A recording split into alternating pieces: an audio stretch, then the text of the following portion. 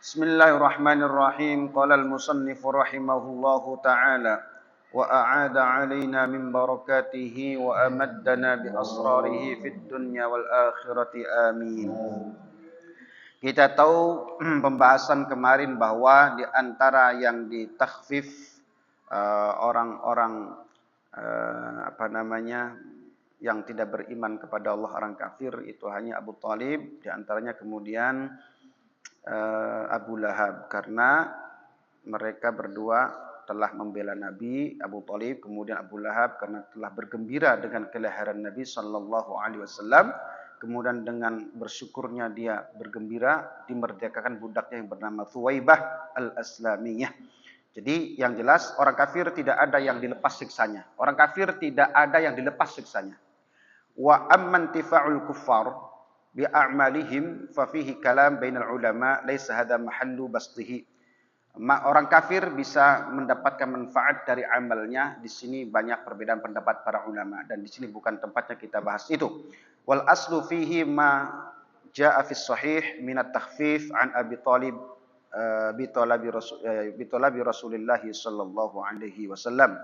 Yang jelas ada dalam riwayat Bukhari di mana Abu Thalib mendapatkan keringanan siksa dari Allah Subhanahu wa taala. Selanjutnya adalah di antaranya yang kedua, setelah kita ketahui di minggu yang lalu bahwa Nabi Shallallahu Alaihi Wasallam itu juga menghormati, memuliakan hari kelahirannya. Wa yashkurullah ta'ala fihi ala ni'matihil kubra alaih, dan Nabi bersyukur kepada Allah atas nikmat besar yang Allah berikan kepadanya. Wa tafaddulihi alaihi bil judi li hadzal wujud, yang telah menjadikan Nabi sebagai orang yang paling mulia di antara yang wujud. Wujudnya Nabi, diwujudkannya Nabi adalah bentuk kemuliaan bagi Nabi atas segala yang wujud. Makanya Nabi bersyukur kepada Allah. Makanya Nabi puasa di hari kelahirannya, memperingati hari lahir beliau dengan cara berpuasa. Karena dalam hadis sahih dari Imam Muslim, Nabi Shallallahu Alaihi Wasallam ditanya tentang puasa hari Senin, apa jawabannya? Fihi wulidtu wa fihi unzila alayya. Sebab pada hari Senin itu aku dilahirkan dan di hari Senin pula Al-Quran diturunkan kepadaku. Jadi hari-hari yang punya momen spesial itu juga boleh diperingati karena Nabi Shallallahu Alaihi Wasallam memperingatinya. Itu tersebut dalam hadis sahih Imam Muslim. Wa hadza fi ma'na al-ihtifal bihi illa anna surah mukhtalifah. Itulah makna sebenarnya peringatan Maulid Nabi Muhammad sallallahu alaihi wasallam. Bentuk peringatannya berbeda. Nah, Kanjeng Nabi memperingatinya dengan cara berpuasa di hari Senin, memperingati hari lahir beliau di hari Senin. Lah kita saat ini pun memperingati hari lahir Nabi sallallahu alaihi wasallam sebagai Nabi contohkan dengan surah Al-Mukhtalifah. Memang dalam bentuk yang berbeda. Kita diadakan kumpulan, pengajian, baca selawat, baca berjanji, dalam bentuk yang berbeda. Tapi semuanya sama. Puasa adalah amal soleh, kumpulan amal soleh, silaturahmi amal soleh, baca berjanji jelas amal soleh, baca selawat amal soleh, ceramah amal soleh. Jadi semuanya adalah amal-amal soleh walaupun dalam bentuk yang berbeda. Intinya sama. Nabi memuliakan hari lahirnya, kita pun memuliakan hari lahir Nabi Sallallahu Alaihi Wasallam. Bahkan di sini ada it'amut ta'am, misalkan memberi makan, sedekah, itu kan perbuatan baik, amal soleh. Awijtima'in ala dzikrin, atau kumpul bersolawat, baca berjanji, baca deba, simtud duror, memuji-muji Nabi, itu semua adalah bentuk amal soleh. Membaca salat kepada Nabi, menceritakan syama'il Nabi, sejarah Nabi, manaqib Nabi, sejarah Nabi, itu kan sama. Namanya sesuatu yang diperbolehkan oleh agama. Maka dalam peringatan Maulid Nabi ini semuanya itu diperbolehkan. Apa yang dilakukan di peringatan Maulid ini semua diperbolehkan. As-salis annal farha bihi sallallahu alaihi wasallam matlubun bi amril Quran. Kanjeng Nabi disuruh bergembira oleh Allah Subhanahu wa taala, itu adalah perintah dari Allah Subhanahu wa taala sendiri. Nabi disuruh bergembira atas kelahirannya, itu diperintah oleh Allah Subhanahu wa taala. Diambil dari firman Allah taala begini, "Qul bi fadlillahi wa rahmatihi fabidzalika falyafrahu." Surat Yunus ayat 58. Qul bi fadlillahi wa rahmatihi fabidzalika falyafrahu. Qul, katakan Muhammad, bi fadlillah, dengan fadl Allah wa rahmati dan rahmat Allah, fabidzalika maka dengan itu falyafrahu bergembiralah. Fallahu ta'ala amarona, Allah subhanahu wa ta'ala memerintahkan kita, amarona an nafraha birrahmah, kita bergembira dengan rahmah, kasih sayang Allah. Wan nabiyyu sallallahu alaihi wasallam adalah a'zamu rahmah. Dan Nabi sendiri adalah bentuk rahmat yang paling agung. Nabi adalah bentuk rahmat yang paling besar. Allah memerintahkan kita untuk bergembira dengan adanya rahmat Allah. Kasih sayang Allah. Lah, rahmat yang paling besar untuk umat ini adalah wujudnya Nabi besar kita Muhammad sallallahu alaihi wasallam. Dilahirkannya Nabi Muhammad sallallahu alaihi wasallam. Maka dengan itu kita disuruh bergembira. Maka setiap bulan Maulid kita ini bergembira mengadakan peringatan Maulid Nabi. Itu berarti selaras sesuai dengan firman Allah Subhanahu wa taala di mana kita disuruh bergembira dengan adanya rahmat, dan rahmat terbesar adalah wujudnya Nabi besar kita Muhammad sallallahu alaihi wasallam. Karena beliau adalah rahmat. Sejatinya adalah rahmat. Sebagaimana Allah berfirman, "Wa ma arsalnaka illa rahmatal lil alamin." Sudah jelas itu. Wa ma arsalnaka illa rahmatan lil alamin. Bahwa sekali-kali tidak aku mengutus engkau Muhammad kecuali Muhammad itu diutus kecuali berarti hanya untuk dijadikan sebagai rahmat bagi alam semesta. Jadi ternyata bukan hanya untuk kita kaum muslimin, tetapi juga untuk alam semesta, untuk orang-orang lain, untuk orang yang tidak seagama, seakidah. Semua dirahmati oleh Nabi sallallahu alaihi wasallam. Binatang, gunung, semua dirahmati oleh Allah Subhanahu wa taala karena berkat yang Allah rahmat turunkan berupa Nabi sallallahu alaihi wasallam. Alam itu menurut Imam Suyuti ada 18.000 alam. Imam Suyuti mengatakan alam itu yang Allah ciptakan ada 18.000 alam. Kita ini, musyahadah dunia ini, bumi ini yang kita tempati atau kita ini adalah salah satunya saja. Begitu banyak yang misteri 18.000 alam yang Allah ciptakan yang tidak kita ketahui. Alam dunia, planet bumi, mungkin planet yang lain atau yang belum ditemukan atau ada kehidupan yang di alam lain yang tidak pernah kita ketahui. Alam jin, alam manusia, alam binatang, alam mungkin diadap di luar bumi ini, planet-planet yang lain yang juga di sana ada yang mukim, yang nongkrong, yang hidup di sana. Wallahu a'lam. Dan semua alam itu apa sih Pak? Masih wallah. Selain Allah disebut alam. Yaitu makhluk. Selain Allah adalah alam. Apapun itu, malaikat, semuanya. Selain Allah disebut alam. Dan Nabi itu rahmat lil alam, lil alamin.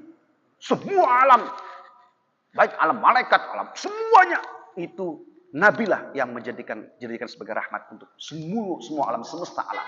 Makanya Allah mengatakan Allah itu adalah alhamdulillah Rabbul alamin, Rabbil alamin.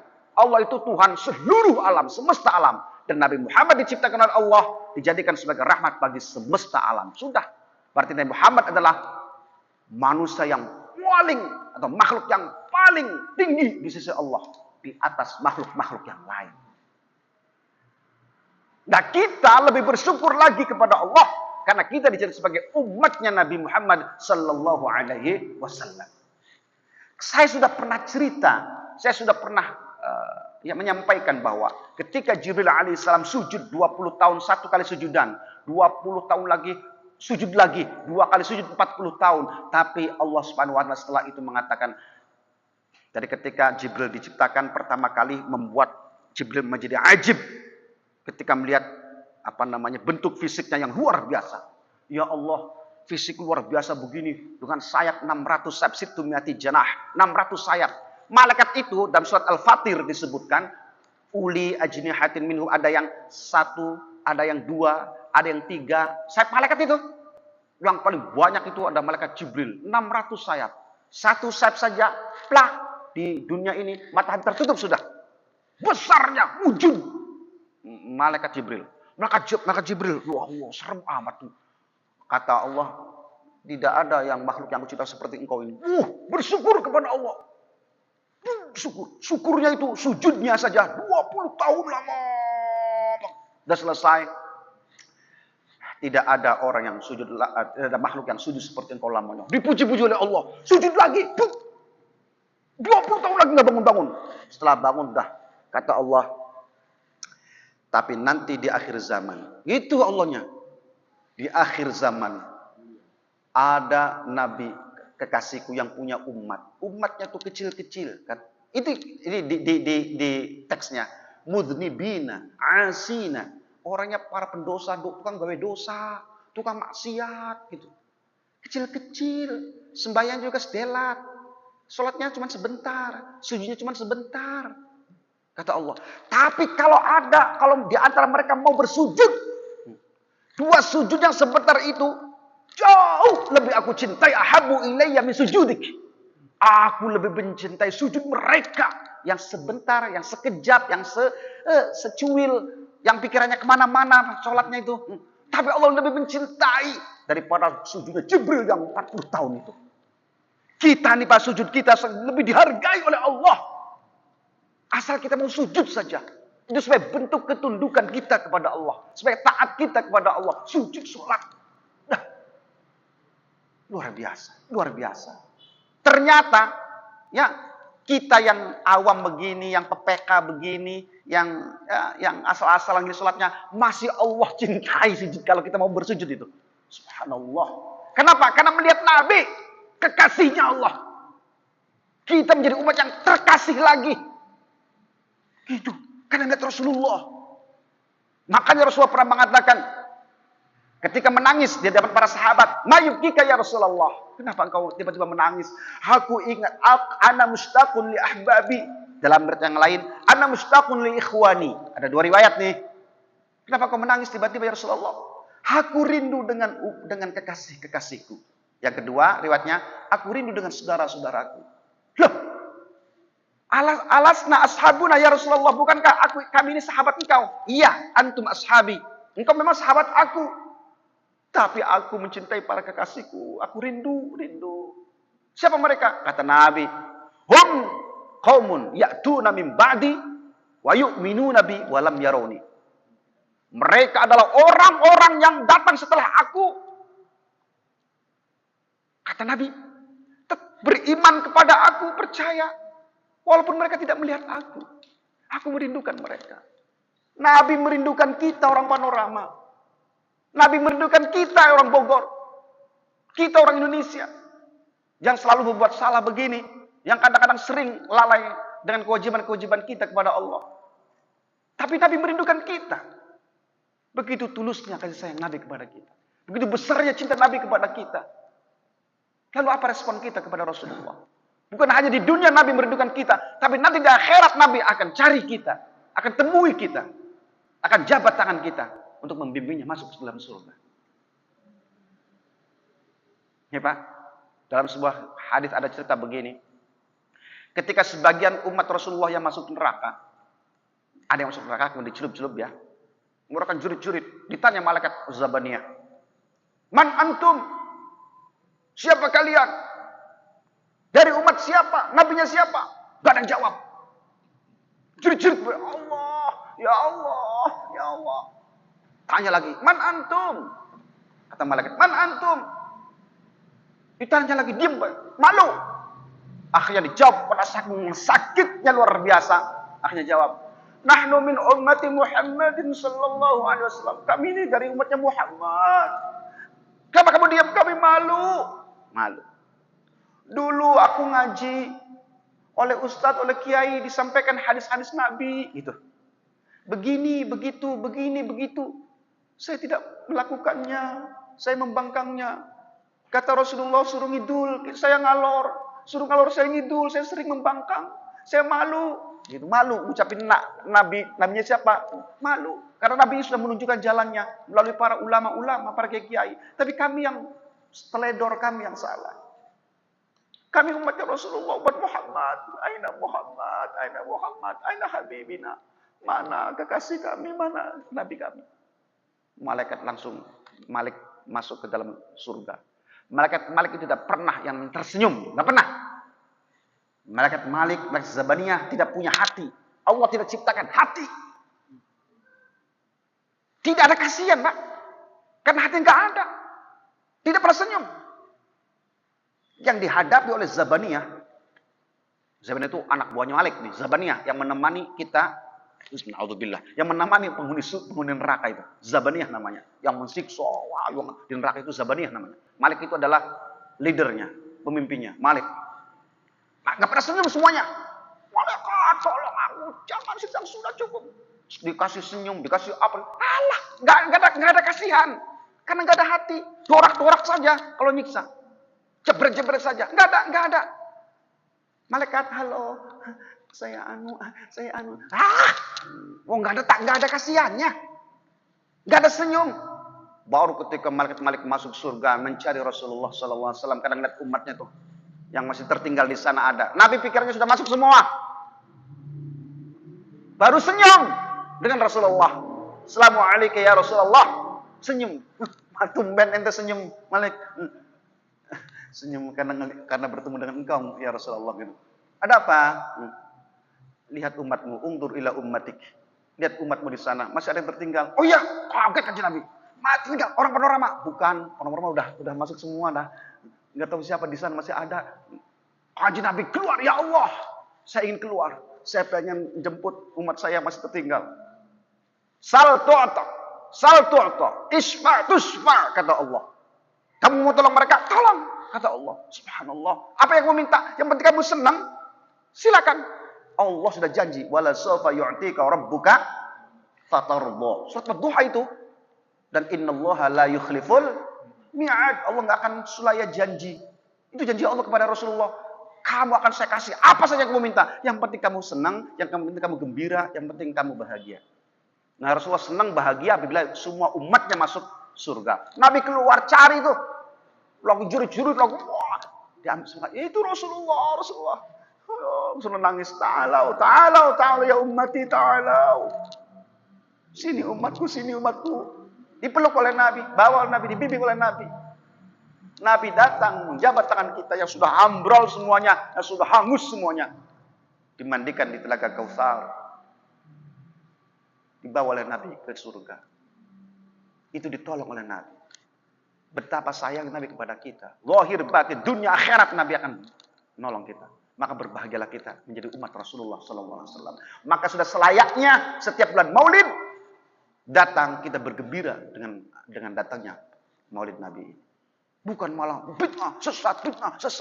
Aduh ya Allah, kapan kita mau bersalawat ke Nabi, mencintai, belajar memupuk cinta kepada Nabi?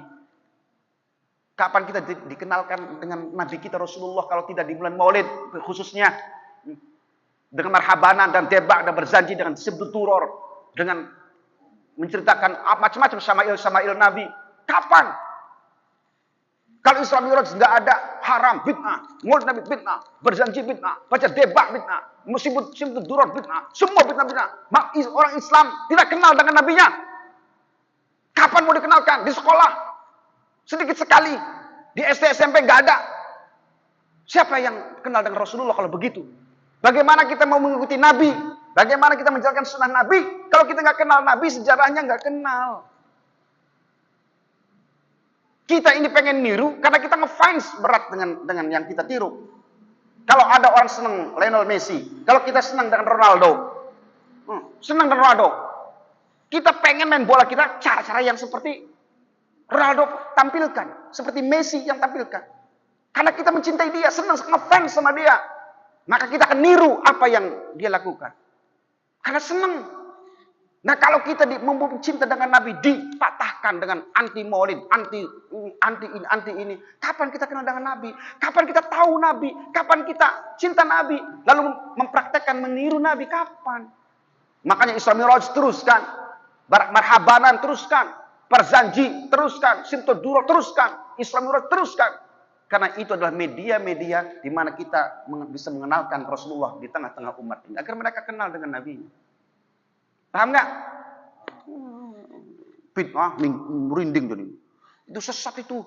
Akhirnya kita ragu-ragu. Kan kita nggak mau lagi mulut Nabi, nggak mau lagi berjanji. Menghindar. Kapan kita mau mengenal Rasulullah?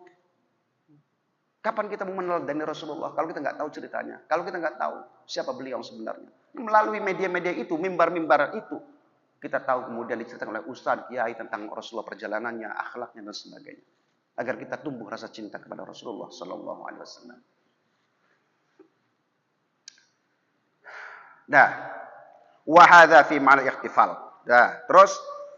Wa yu'ayyidu hadha tafsir al-habril ummah. Dengar. Dikuatkan pengertian ayat di atas oleh habrul ummah. Wa tarjumanil Qur'an. Seorang sahabat yang dijuluki tarjumanil Qur'an. Penerjemah Al-Quran. Yaitu Al-Imam Ibnu Abbas. Abdullah bin Abbas radhiyallahu anhuma. Faqad rawa Abu Syekh an Ibnu Abbas radhiyallahu anhuma fil ayah qal, ayat tadi qul bi fadlillahi wa bi rahmatihi fa bi dzalika falyafrahu. Fadlullah ada al-ilmu, pengetahuan. Wa rahmatuhu Muhammadun sallallahu alaihi wasallam. Qala Allah Ta'ala wa ma arsalnaka illa rahmatan lil alamin. Jadi isinya rahmat itu, kata Ibnu Abbas nih, tafsirnya nih. Isinya rahmat itu adalah Nabi Muhammad sallallahu alaihi wasallam. Maka kita oleh Allah disuruh untuk fabidzalika falyafrahu. Kata Al-Qur'an, maka dengan rahmat itu kamu bergembiralah. Kehadiran Rasulullah, maka bergembiralah. Maka kita bergembira dengan kelahiran Nabi. Orang Madinah ketika Nabi datang berhijrah, mereka menyambut anak-anak, perempuan, wanita, laki-laki. Qala al-badru alaina. Kan itu disambut bergembira. Kedatangan Nabi ke Madinah, dari Mekah ke Madinah. Sekarang dari alam azali, Nabi muncul ke alam musyahadah, ke alam dunia ini. Kita bergembira. Mereka didatangi Nabi bergembira.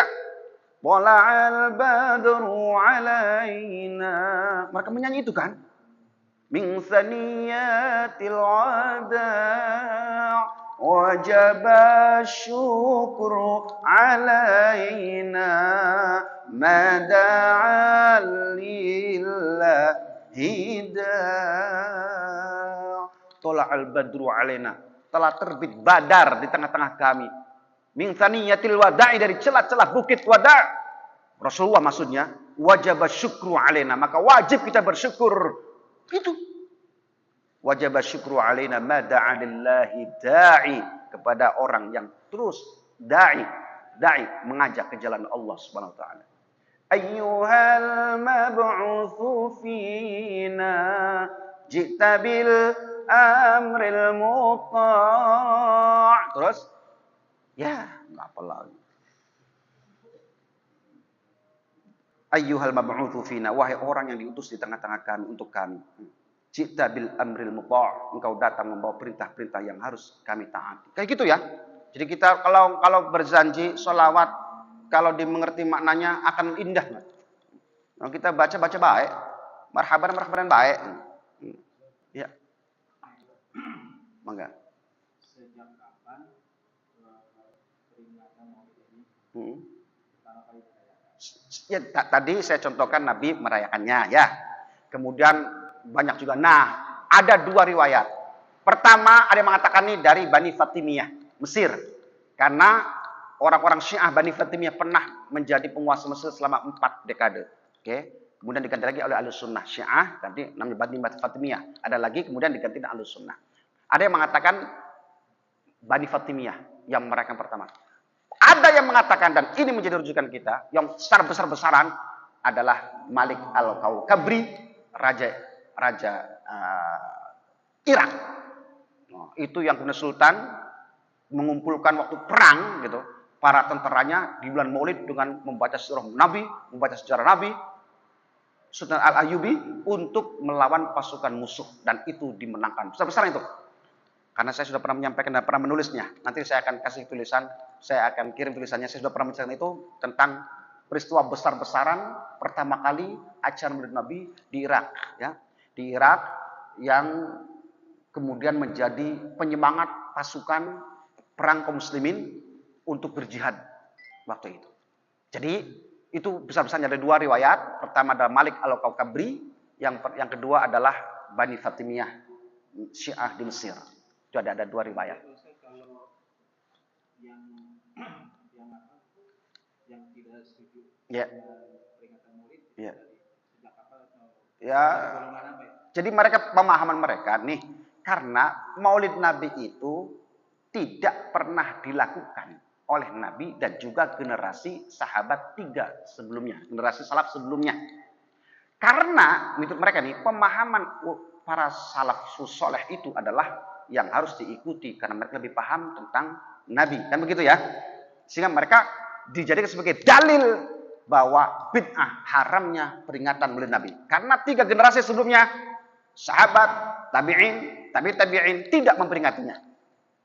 Oleh mereka nih, itu dijadikan sebagai dalil pengharaman peringatan Maulid Nabi, gitu loh Pak. Padahal itu bukan dalil. Yang namanya dalil adalah wa ma atakumur rasulu fakhudhuh wa ma nahakum anhu fantahu. Itu dalil tuh di antaranya. Itu Quran itu. Wa ma atakumur rasulu fakhudhuh. Dan apa yang telah didatangkan dari rasulmu itu, ambil, lakukan.